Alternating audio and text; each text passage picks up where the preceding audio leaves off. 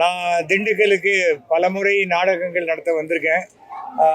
வந்து அதே போல் என்னுடைய அருமை நண்பர் சேகருடைய கிரகப்பிரவேசத்துக்கு வந்தேன். வீட்டினுடைய கிரகப்பிரவேசம், முதல் பெண்ணுடைய கல்யாணத்துக்கு வந்தேன். இப்போ இன்றைக்கும் தேர்தல் பிரச்சாரம் கொஞ்சம் ஆரம்பிக்கிறதுக்கு லேட்டாகிறதுனால இன்றைக்கி கொஞ்சம் கேப் கிடச்சிது. அதனால் இன்றைக்கி வந்துட்டு இப்போ மணமக்களை ஆசீர்வாதம் பண்ணிட்டு போகணுன்னு இந்த சமயத்தில் நான் எல்லாருக்கும் சொல்லிக்கிறது என்னென்னா, கல்யாணம் பண்ணிக்கிறோம், உடனே ஒரு வாரத்திலேயே சண்டை போடுறோம், அந்த மாதிரியெல்லாம் இருக்கக்கூடாது. அது வந்து வெற்றிகரமான திருமணம் கிடையாது. கல்யாணம்னு சொன்னால், நான் 25 வருஷம் எங்களுக்கு கல்யாணம் ஆயாச்சு, 50 வருஷம் ஆச்சு. புருஷன் பொண்டாட்டிக்குள்ளே சின்ன சின்ன கருத்து வேற்றுமைகள் வரத்தான் செய்யும். ஆனால் விட்டு கொடுத்து போவது தான் சிறந்த வாழ்க்கை. எனக்கு 1979 கல்யாணம் ஆச்சு. இப்போ ஆச்சு 45 வருஷம், 46 வருஷம். ஒரே குடும்பம், ஒரே மனைவி, சந்தோஷமாக இருக்கேன். எல்லாமே சிலது ஒன்று இருந்தால் தான் நல்லாயிருக்கும். அதுக்கு மேலே போகும்போது பிரச்சனைகள். அதுவும் பொது வாழ்க்கையில் இருக்கிறவங்க தன்னுடைய படிப்பை எல்லாம் விட ஒழுக்கத்தை அதிகமாக பார்த்து கொள்ள வேண்டும். அப்போ தான் அது ஒரு சிறப்பான வாழ்க்கையாக இருக்கும். என்றைக்குமே வந்து கணவன் பெரியவன், மனைவி பெரியவன் அதெல்லாம் கிடையாது. அதெல்லாம் போயாச்சு. வீட்டில் வந்து கணவர் வேலைக்கு போகிறார், மனைவி சமைக்கிறாள், அதெல்லாம் போயிடுச்சு. இன்றைக்கி பாதி இடத்துல பார்த்தீங்கன்னா ஆஃபீஸில் பெண்கள் தான் வேலைக்கு போயிட்டுருக்காங்க. அதுக்காக புருஷன் சமைக்கிறாங்களான்னு கேட்காதீங்க. இல்லை, அவங்க வீட்டில் நல்ல சாப்பாடு சாப்பிடுவாங்க. அதனால் வந்து இந்த ஒரு விஷயத்தை மட்டும் நல்லா தெரிஞ்சுக்கணும். குழந்தைகளுக்கு நாம் வந்து கல்வி போதிப்பதை விட நம்முடைய கலாச்சாரத்தையும் ஒழுக்கத்தையும் போதிக்க வேண்டும். அதுதான். நிறைய இடத்துல சொல்லுவாங்க, ஐயோ கடை திறந்துட்டாங்களே, டாஸ்மாக் திறந்துட்டாங்களே, ஜனங்க கெட்டு போகிறாங்களே சொல்கிறாங்க. எத்தனையோ மருந்து கடையில் விஷம் கூட தான் வைக்குது, வாங்கி குடிக்கிறோமா? நாம் பண்ணுற தப்புக்கு அரசாங்கத்தையும் குறை சொல்லணும். எனக்கு 75 வயசாச்சு. நான் இது வரைக்கும் என் வாழ்க்கையில் ஒரு சொட்டு லிக்கர் கூட சாப்பிட்டது கிடையாது, சிகரெட் குடித்தது கிடையாது. நான் 95 படம் நடிச்சிருக்கேன். சினிமா துறையில் இருந்தாலும் இதெல்லாம் செய்யணும்னு அவசியமே கிடையாது. அதே போல் சினிமா நடிகர்களை சினிமா ஸ்க்ரீனில் மட்டும் நடிகர்களாக பாருங்கள். அவங்கெல்லாம் எல்லாம் தெரிஞ்ச புத்திசாலிகளாக நினைக்காதீங்க. அது வந்து உங்களை ஏமாற்றிடும். சினிமா ஸ்க்ரீன்கிறது ஒரு பொய்யான விஷயம். 60 அடி ஒசரம், 120 அடி அகலம். அந்த ஒசரத்துக்கு யாராவது ஒரு ஆள் இருக்க முடியுமா? இருக்க முடியாது. ப்ரொஜெக்டர் ஆஃப் ஆச்சுன்னா அவ்வளோதான், வெள்ளை ஸ்க்ரீன் ஆகிடும். அப்படிப்பட்டவர்கள் பின்னாடி ஓடுறதை நிறுத்தணும். எனக்கு ஆரம்பத்திலேருந்தே நான் சிவகுமார் மாதிரி எங்களுக்கு ரசிகர் மன்றம் கூடாதுன்னு நினச்சி ரசிகர் மன்றமே கூடாதுன்னு சொன்னேன். எதுக்கு ரசிகர் மன்றம்? கட் அவுட்டுக்கு பால் ஊற்றுறோம், நமக்கு எதுக்கு? அவங்க அப்பா அம்மாவுக்கு அவன் காசில் ஒரு பால் பேக்கெட் வாங்கி கொடுத்தா அது சந்தோஷமான ஒரு விஷயம். நம்ம அந்த ஒழுக்கத்தை தான் நம்ம வளர்க்கணும். அதுதான் வாழ்க்கையிலே சிறப்பாக இருக்கும். நீங்கள் என்ன கேள்வி கேட்டாலும், அரசியல், ஆன்மீகம், எது கேட்டாலும் பதில் சொல்லலாம். 2026 சட்டமன்ற தேர்தலில் யார் சார் வெற்றி பெறுவார்? 2026 சட்டமன்ற தேர்தலில் தமிழகத்தில் 7வது முறையாக திமுக ஆட்சி அமைக்கும். 2வது முறையாக முதலமைச்சராக திரு ஸ்டாலின் என் நண்பர் அமருவார். அதுவும் ஃபுல் மெஜாரிட்டியோடு வருவாங்க. 160 சீட்டுகளுக்கு மேல் பெற்று ஃபுல் மெஜாரிட்டியோட டிஎம்கே ஆட்சி அமைக்கும். ஃப்ரிட்ஜ் கொடுக்குறேன் இருக்காரு. இதே எடப்பாடி பழனிசாமி என்ன சொல்லியிருக்காரு, எப்படி இதெல்லாம் கொடுப்பீங்கன்னு கேட்டதுக்கு வரியை ஏற்றிப்பேன் அப்படிங்கிறார். அப்படின்னா என்ன அர்த்தம்? உங்கள் பேக்கெட்லேருந்து பணம் எடுத்து உங்களுக்கு கொஞ்சம் கிள்ளி கொடுக்குறேங்கிறார். அப்போவே ஜனங்க நம்ப மாட்டாங்க. 1000 ரூபா கொடுக்குறேங்க போது இது எப்படி கொடுக்க முடியும்னு கேட்டார். எதற்காக இதெல்லாம் நாங்கள் சொல்கிறோம்னு சொன்னால், இந்த திமுக 5 வருஷ ஆட்சியில் பார்த்தீங்கன்னா ஒரு குடும்பத்துக்கு சுமார் 8000 - 10,000 ரூபாய் வரைக்கும் ஒவ்வொரு குடும்பத்துக்கும் நலத்திட்ட உதவிகள் போயிருக்கு. பஸ்ஸில் ஃப்ரீயாக போனால் ஒருத்தருக்கு 1000 ரூபா வரைக்கும் ஒரு மாதத்துக்கு ஆகுது, ஃப்ரீயாக கிடைக்கிது. அதே போல் அந்த காலேஜ் படிக்கிற பொண்ணுக்கு 1000 ரூபா கொடுக்குறாங்க. குடும்ப தலைவிக்கு இப்போது 5000 ரூபா கொடுத்துருக்காங்க, 3000 ரூபா 3 மாதத்துக்கு கொடுத்துருக்குறாங்க. இதை தவிர நான் முதல்வன் திட்டம் கிட்டத்தட்ட 65 ஸ்டூடெண்ட்ஸு, ஏழை மாணவர்கள் இன்னைக்கு IAS IPS ஆக வந்திருக்காங்க. முன்னெல்லாம் IAS IPSனா பெரிய பணக்கார குடும்பத்திலேருந்து தான் வரணும் அப்படின்னு நினைச்சதெல்லாம் போய் இன்னைக்கு அடித்தட்டு மக்களும் வர முடியும் அப்படின்னு காட்டினது நம்முடைய இந்த திராவிட மாடல் திமுக அரசு. அதை நாம் ஒத்துக்கணும். அதுக்கு மேலே இது வந்து என்றைக்கு முதல்வர் சொன்னாரோ நான் எல்லோருக்குமான முதல்வர் அப்படின்னு சொன்னார். அது மாதிரி தான் எல்லாமே நடந்து கொண்டிருக்கிறது. அந்த ஒரு விஷயத்துல திமுகவினுடைய எந்த நலத்திட்ட உதவியும் இனிமேல் அதிமுக செய்ய முடியாது. அதிமுக விட்ட வேற எந்த கட்சியும் செய்ய முடியாது. விஜய் ஒரு சொன்னார், யாரும் இலவசம் வாங்காதீங்க, 1000 ரூபாலாம் வாங்காதீங்கன்னு சொன்னவர் ஒரு தமிழ்நாட்டில் பிறக்கிற ஒவ்வொரு குழந்தைக்கும் ஒரு பவுன்ல மோதிரம் பண்ணி போடுவேன். ஒரு நாளைக்கு 2000 குழந்தை பிறகுது தமிழ்நாட்டில். அப்போ ஒரு வருஷத்துல எத்தனை குழந்தை பிறக்கும்? குழந்தை பிறக்கிறதுக்கெல்லாம் சனி ஞாயிறு லீவ் எல்லாம் கிடையாது. அது பாட்டுக்கு பிறந்துட்டு தான் இருக்கும். எங்கேருந்து கொடுப்பாரு? ட்ரம்ப்புக்கிட்டே அவ்வளோ கோல்டு இருக்காது. வாய்க்கு வந்ததை உணர வேண்டியது. விஜய் என்னுடைய நண்பருடைய மகன்தான். ஆனால் சினிமா வேற, அரசியல் வேறங்கிறத இந்த நிமிஷம் வரைக்கும் புரிஞ்சுக்காம திமுக தீய சக்தி, திமுக தீய சக்தின்னு சொல்லிக்கிட்டு அவர் போட்ட மீட்டிங்கில் 41 பேர் செத்து போனாங்க, சமீபத்தில் ஒரு பையன் செத்து போனான், அதுக்கு முன்னாடி 6 பேர் செத்து போனாங்கன்னு பார்த்தா அவர் என்னமோ கோயிலுக்கு நேர்ந்து விட்ட மாதிரி பலி கொடுத்துக்கினே போறாரே தவிர இவர் எப்படி வாழ வைப்பாருன்னு எனக்கு தெரியல. ஏனென்றால் அவர்கிட்ட வந்து சேர்ந்தவங்கெல்லாம் மற்ற கட்சியிலேருந்து விரட்டப்பட்டவர்கள், மற்ற கட்சியில் வேற வழி இல்லாமல் அங்கே நமக்கு போனி ஆகலைன்னு சொல்லி இங்கே வந்து ஒட்டிக்கிட்டவங்க. அப்படி இருக்கிறவங்க எப்படி அவங்களால வெற்றி பெற முடியும்? அவங்களுக்கு வந்து ஓட்டு வாங்குவாங்க. அந்த ஓட்டு எப்படின்னா ஜெயிக்க வேண்டியவங்களை ஜெயிக்க விடாத பண்ணுறதுக்கு முடியும். ஆனால் அது வந்து திமுகவுக்கு நடக்காது. திமுகவுக்கு எதிர்ப்பு ஓட்டு தான். திமுக எதிர்ப்பு ஓட்டு யார் பண்ணுறாங்க? அதிமுக. அப்போ அதிமுக ஓட்டை தான் இவங்க பிரிப்பாங்க. அதுதான் நடக்க போகுது. பாஜக எவ்வளவு சீட்டு வேணா வாங்கலாங்க. பாஜகங்கிறது ஒரு மிகப்பெரிய பாறாங்கல். அதை கட்டிட்டு யார் வேணா தண்ணியில் குதிக்கலாம். பாறாங்கலுக்கு ஒண்ணுமே ஆகாது. கட்டிட்டு குதிக்கிறவங்க தான் மூழ்கி போயிடுவாங்க. தமிழ்நாட்டில் பாஜக என்பது குறைஞ்சபட்சம் பெருசா அவங்க நினைக்கிற மாதிரிலாம் ஆட்சிக்கு வரணுங்கிறதெல்லாம் இன்னொரு 30 வருஷம் ஆகும். ஆனால் மோடியே 27க்கு அப்புறம் ஆட்சியில் இருப்பாரான்னு தெரியாது.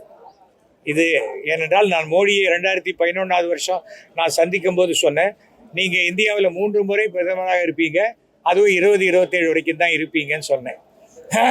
3 முறை பிரதமரானது பலிச்சிருச்சு. 2027 வரைக்கும் இப்போ பலிச்சிருச்சுன்னா நாடு இன்னும் சிறப்பாக இருக்கும். ஏனென்றால் ஆர்எஸ்எஸ் என்பதனுடைய சித்தாந்தத்தை வைத்து தான் பிஜேபி ஆட்சி நடத்துகிறாங்க.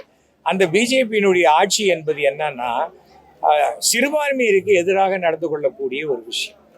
அது தவறான விஷயம். இன்னைக்கு ஒரு கோவில் பிரச்சனையா நாங்கள் தான், ஏன் மற்ற கட்சியில் இருக்கிறவங்க கோயிலுக்கு போகலையா? விருப்பம் இருக்கிறவங்க கோயிலுக்கு போகிறாங்க. கோயிலுக்கு போகிறவங்களாம் ஒரு கட்சி, கோவிலுக்கு போகாதவங்களாம் ஒரு கட்சி கிடையாது. கோவிலுக்கு போகிறவங்களே பல கட்சியில் ஓட்டு போடுறவங்களா இருப்பாங்க.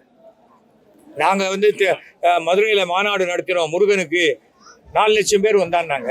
சர்வசாதாரணமாக திருச்செந்தூரில் 7 லட்சம் பேர் வராங்க. நம்ம பக்தி வேற. என்னுடைய பக்திங்கிறது எனக்கும் கடவுளுக்கும் நடுவில் இருக்கிற விஷயம். அதில் ஒரு கட்சி நயினார் நாகேந்திரன் உள்ள பூந்து அரசியல் பண்ணால் அதெல்லாம் ஜனங்க நம்பவே மாட்டாங்க. நீ என்ன செய்ய போற? என்ன பண்ணாங்க? இப்போ தேஜஸ்னு ஒரு ரயிலில் வந்தேன், இட்லி வடை வாயில் வைக்க முடியல. மத்திய அரசு டிக்கெட் எவ்வளோ விலை? கிட்டத்தட்ட 2000 ரூபா பிளேன் டிக்கெட் விலை. இப்போ ரயிலுங்கிறது என்னன்னா சாமானிய மக்கள் போகிறத அப்படிங்கிறதையும் மாற்றிட்டாங்க. பிளேனில் டிக்கெட் கிடைக்காதவங்க போகிற இடம் தான் ரயிலு. அப்படின்னா இன்னை வரைக்கும் மோடி அரசு நாட்டுக்காக செய்கிறேங்கிறாங்க. அவங்க நாட்டுக்காக செய்கிறேங்கிறாங்களே தவிர சராசரியாக அடித்தட்டு மக்களுக்கு என்ன செய்கிறாங்க? போர் வரும்னு நமக்கு லேட்டாக தெரியும். ஈரான் போர் லேட்டாக நமக்கு தெரியும், மோடிக்கு தெரியாதா? ஏன் அப்போ 2 மாதத்துக்கு உண்டான கேஸ் வாங்கி வச்சுக்க முடியாது அவரால்? அவர் கிளம்பி ரஷ்யாவுக்கு போயிட்டார், தனி பிளேனில் போவார். அவருக்கு கேஸ் ப்ராப்ளம்லாம் ஒன்றும் கிடையாது. நமக்கு தான் கியூவில் நிற்கிறோம். ஆனால் என்ன சொல்கிறாங்க, இங்கே கேஸ் அவ்வளோ தெளிவாக கிடையாது, எல்லாரும் நிற்கிறாங்க. ஏன்னா நமக்கு அடித்தட்டு உடனே. இப்போ பாருங்கள், இன்றைக்கி நான் சொல்கிறேன், எழுதி வச்சுக்கோங்க. 29 நமக்கு 23 தேர்தல் முடிஞ்சிடும், 29 கல்கட்டாவில் முடிஞ்சிடும் நினைக்கிறேன். 2ஆம் தேதிக்குள்ள இந்தியாவில் குறைஞ்சபட்சம் 10 ரூபா பெட்ரோல் விலை ஏற்றுவாங்க, 50 ரூபா கேஸ் விலை ஏற்றுறாங்களா இல்லையா பாருங்கள். அவங்களுக்கு தமிழ்நாட்டு எலெக்ஷன்லாம் பெரிய பொறுப்பே கிடையாது. அவங்களுக்கு மத்திய அரசு நடத்தக்கூடிய அந்த தேர்தல்லாம். ஆனால் மீண்டும் மத்திய அரசில் பாஜக ஆட்சிக்கு வருவது ரொம்ப கஷ்டமான ஒரு விஷயம். அவ்வளோதான். அதுதான் நம்ம சொல்ல முடியும். தனிப்பட்ட முறையில் யாரையும் எதையும் சொல்லக்கூடியதில்லை. இந்த தடவை மிக தெளிவாக திட்டமிட்டு மாண்புமிகு தமிழக முதல்வர் வந்து சீட்டு ஒதுக்கீடெல்லாம் ரொம்ப எக்ஸ்ட்ராடனரியாக பண்ணியிருக்கார். நிறைய பேர் கூட சொன்னாங்க தேமுதிகவுக்கு எதுக்கு அவ்வளோ. ஆனால் தேமுதிக என்ற கட்சி இன்றைக்கும் ஒவ்வொரு தொகுதியிலையும் 2000 5000 ஓட்டுகள் பெறக்கூடிய வலிமையில் உள்ள கட்சி. அப்படிப்பட்ட கட்சி. இப்போ எஸ்ஐஆர் வந்தது. எஸ்ஐஆருக்கு பிறகு 70 லட்சம் ஓட்டு தமிழ்நாட்டில் குறைஞ்சுது. அப்படி பார்த்தாலும் அந்த ஓட்டுல மிக குறைச்சலான ஓட்டுகள் குறைஞ்சுது திமுக கட்சியில மட்டும். ஏன்னா அவங்க ஒரு வருஷத்துக்கு முன்னாடியே பிளான் பண்ணி இதை எப்படி டீல் பண்ணணும் அப்படின்னு அவங்க பண்ணினாங்க. அதனால குறைஞ்சுது. இப்போ வெற்றி தோல்வியே பார்த்தீங்கன்னா 1000 ஓட்டு 2000 ஓட்டு 1500 ஓட்டு வரும்போது அந்த இடத்துலலாம் தேமுதிகவினுடைய பங்கும் விடுதலை சிறுத்தைகளுடைய பங்கும் மிக அதிகமாக இருக்கும். இதுதான் அந்த கால்குலேஷன். ஆனால் இதை வந்து தீய சக்தி அதெல்லாம் சொல்றவங்களுக்கு அதை விட்டா வேற வார்த்தை தெரியல. இல்லை சார், இப்போ தாவேகா தலைவர் வந்து இதுவரையிலும் வெளியில அவ்வப்போது தான் வர்றாரு. இப்போ தேர்தல் பிரச்சாரம் ஆரம்பிச்சு தாவேகா தலைவர் அப்படிலாம் இல்லையே. இப்போ வளகாப்புக்கு போயிருக்காரு பாம்பேக்கு. அவர் எவ்வளவு வேலையெல்லாம் பண்றாரு. அவர் எங்க பிரச்சாரத்துக்கு வரணும்? அவர் அங்க நின்ன இடத்துலயே அப்படியே அவர் எல்லார் வீட்லயும் தான் விஜய் இருக்காங்களே. ஆனா அந்த விஜய்க்கெல்லாம் 18 வயசு ஆகல. அதான் பிரச்சனை. ஓட்டு இல்லை. அதாவது உளறதுல உச்சகட்டமான உளறல். அதாவது அரசியலே தெரியாமல் வெறும் சினிமாவில் எழுதி கொடுத்த வசனத்தையே பேசிக்கிட்டு ஸ்டேஜில் வந்து இறஞ்சி கத்துறது போகிறது. அந்த அப்படியே சினிமாவில் கை தட்டுவாங்க. தாய்மார்களே ஓட்டு போடுங்க, தாய்மார்களே எங்களை ஆதரிங்கன்னு ஏன் சொல்கிறாங்க? அத்தனை கட்சியும் தாய்மார்களுக்கு இருக்கிற பொறுப்புணர்ச்சி அவங்க காசில் படிக்கிற குழந்தைங்களுக்கு கிடையாது. எந்த வீட்டில் அப்பா அம்மா காசுல பொறுப்பு இல்லாத சுத்துறாங்களோ அந்த பசங்க தான் இந்த தாவேகால உறுப்பினராக இருக்காங்க. இதுதான் அவங்களுக்கு விஷயமே தெரியாது. எத்தனை மாவட்டம் இருக்குன்னு சொல்லுங்க, எத்தனை நலத்திட்ட உதவி பண்ணியிருக்குன்னு சொல்லுங்க, என்ன பண்ணுவாங்கன்னு சொல்லுங்க. இல்லை அவர் நல்லா பண்ணுவார், என்ன பண்ணுவார், சூப்பராக பண்ணுவாருங்க. இப்படியே சொல்லிட்டு இருந்தா என்ன பிரயோஜனம்? நாமளும் யாரும் சிந்திச்சு பார்த்து ஓட்டு போடுங்க. கலைஞர் எனக்கு தெரிந்த வரைக்கும் நான் கலைஞரோட 50 ஆண்டுகளாக பழகினேன். ஸ்டாலின் அவர்களோட 40 ஆண்டுகளுக்கு மேலே பழகினேன். ஜெயலலிதா அவர்களோட 92லேருந்து பழகினவன். மோடி அவர்களோட 2012லேருந்து பழகினேன். நான் ரொம்ப அளவுக்கு அதிகமான நேர்மையாக இருந்தனால தான் என்னை எந்த கட்சியிலையும் வச்சுக்கல, வெளில அனுப்பிச்சிட்டாங்க. அதனால தான் இனிமேல் எனக்கு எந்த கட்சியும் வேண்டாம் அப்படின்னா நான் திமுகவில் சேர்ந்துட்டேன் நிறைய பேர் நினைக்கிறேன். இல்லை, நான் திமுகவுக்கு ஆதரவாளர். மாண்புமிகு தமிழக முதலமைச்சருக்கு மனதுக்கு நெருக்கமான ஒரு நண்பனாக இருக்கிறேன். இது எனக்கு வாழ்க்கையில பெருமையாக இருக்கும். நீங்க மயிலாப்பூர்ல நிற்க போறீங்களான்னா நான் எங்க வீட்டு வாசல் நின்னாலே மயிலாப்பூர்ல நிற்கிறது தான். ஏன்னா என் வீடே மயிலாப்பூர்ல தான் இருக்கு. நான் எதுக்கு மயிலாப்பூர்ல நிற்கணும்? ஏற்கனவே கட்சிக்கு உழைச்சவங்க எத்தனையோ பேர் இருக்காங்க, அவங்க நிற்கட்டும். அவங்களையும் நான் போய் பிரச்சாரம் பண்றேன். எனக்கு தமிழகம் முழுவதும் திமுகவுக்காக இந்த தடவை நான் பிரச்சாரம் பண்ணி நான் திமுக வெற்றி பெறுவதற்கு ராமருக்கு அணில் உதவின மாதிரி என்னுடைய உதவி இருக்கும். இந்த இடத்துலயே பாருங்க, எனக்கு எக்ஸ்ட்ரா சீட்டு கொடு, எனக்கு எக்ஸ்ட்ரா சீட்டு கொடுன்னு கேட்டாங்க. ஆனா கமலஹாசன் வேண்டாம், எனக்கு என்னால உங்களுக்கு சிரமம் வேணாம், அதான் பெருந்தன்மை, அரசியல் நாகரிகம்.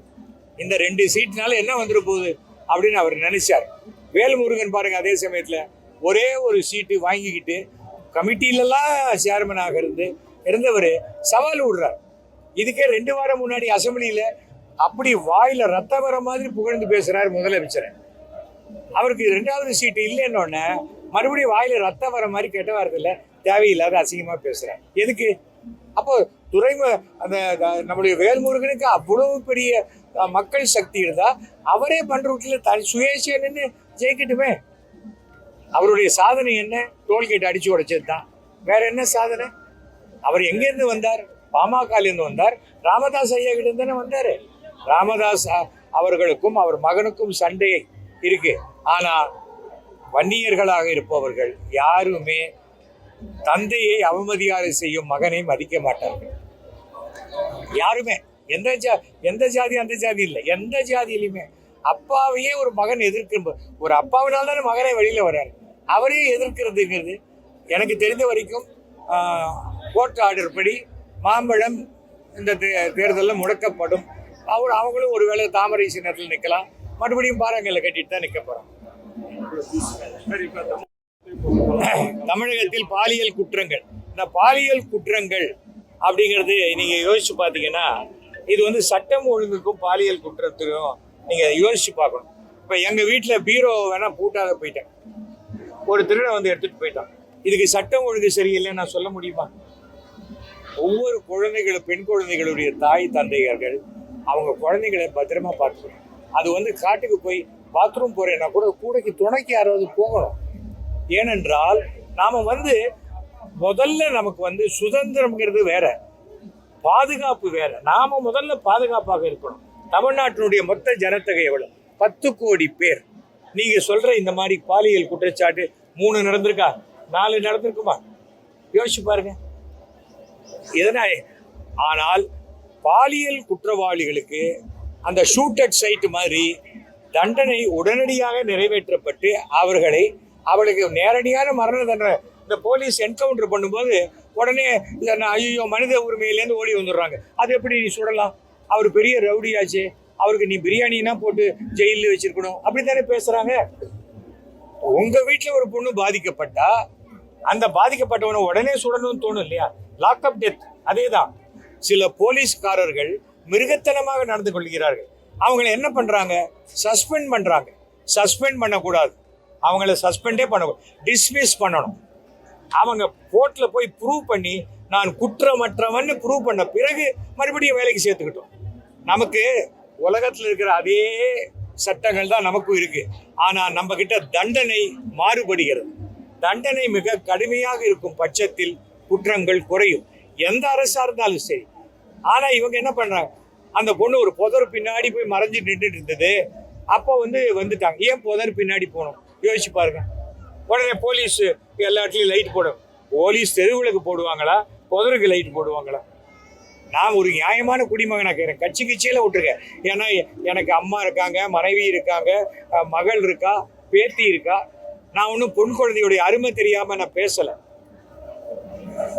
எங்க வீட்டில் வேலை செய்யற பொண்ணு, அவர் 21 வயசு 22 வயசு இருக்கும். அந்த பொண்ணை நாங்கள் கடைக்கு கூட அனுப்ப மாட்டோம். ஏன்னா எங்களுக்கு வாட்ச்மேன் இருக்கான், வாட்ச்மேன் போட்டோம். இல்லை சார் நான் போய் சோப்பு வேணும். என்ன சோப்பு வேணும் சொல்லு, நான் வாங்கிட்டு வர சொல்றேன். அதுதான் காரணம். என்னன்னு சொல்ல இல்லையா? வாட்ச்மேனை கூட்டு போ. நாம நம்மை நம்பி வந்த பெண்களுக்கு நாம பாதுகாப்பு கொடுக்கணும். எல்லா வேலையும் போலீஸ் எப்படி செய்ய முடியும்? தமிழ்நாட்டில் 1500 மக்களுக்கு ஒரு போலீஸ் தான் இருக்காங்க. இது இந்திய அளவிலேயே. இந்திய அளவில் மிக அதிகமான பாலியல் குற்றங்கள் எங்க நடக்குது தெரியுமா? பாஜக ஆட்சி செய்யும் மாநிலங்களில் தான். உங்களுக்கு வேணும்னா பாஜகவை ஆதரித்து பேசும் பாண்டே அவர்களே சொன்ன கருத்தை நீங்க எடுத்து போட்டுக்கலாம். நான் சொன்னதா விட்டுருங்க. நான் தான் பாஜகலேருந்து வெளில வந்துட்டேன். ஏன்னா 3 கட்சியிலேருந்து என்னை வெளில அனுப்பிச்சாங்க. ஒரு கட்சியில நானே வெளில வந்த மாதிரி இருக்கட்டும்னு வந்துட்டேன். இப்போதான் கருநாகராஜன் மேல ஒரு பாலியல் குற்றச்சாட்டு சொல்லியிருக்காங்க. என்ன பண்ண முடியும் சொல்லுங்க? அதாவது பாஜக என்பதோ தமிழ்நாட்டுக்கு டெல்லியில் ஆட்சி செய்யும் யாருமே தமிழ்நாட்டில் ஆட்சி செய்ய முடியாது. அவர் அமித்ஷாவாக இருக்கட்டும், அவருக்கு மேலே இருக்கிறவங்களாக இருக்கட்டும், இங்கே நடக்காது. இது திராவிட மண். நீங்க சொல்லலாமான்னு கேட்டால் இது திராவிட மண்ணில் பிறந்தவன் திராவிடன் தான். தமிழ்நாட்டில் பிறந்தவன் தமிழன், இந்தியாவில் பிறந்தவன் இந்தியன். அதில் போய் நீ கிறிஸ்டியனா, நீ முஸ்லீமான்னு கேட்கறது எப்படி? தப்பு தானே? ஏன் இன்னைக்கு சிறுபான்மையிற்கு நம்பிக்கை வரல? தொப்பி போட்டுட்டு கஞ்சி குடிச்சிட்டு போறாரு விஜய். ஆனா பாண்டிச்சேரியில் ஒரு முஸ்லீமுக்கு கூட அவர் ஓட்டு கொடுக்கலையே. அப்புறம் அவர் என்ன சிறுபான்மை இருக்கு அவர் சாதகமா பேசுவாரு? அதுக்காக சொல்றேன், யாராக இருந்தாலும் யாருக்கெல்லாம் ஓட்டு போடக்கூடாதுன்னு தீர்மானிச்சுக்கிட்டே வந்தா அதிமுகவுக்கு போடக்கூடாது, பாஜகவுக்கு போடக்கூடாது, பாமகவுக்கு போடக்கூடாது. ஏன்னா அவங்க கூட்டணியில் இருக்காங்க. விஜய் எதுக்குமே பிரயோஜனம் இல்லாதவர். அவருக்கு ஓட்டு போட்டு எந்த பிரயோஜனமும் கிடையாது.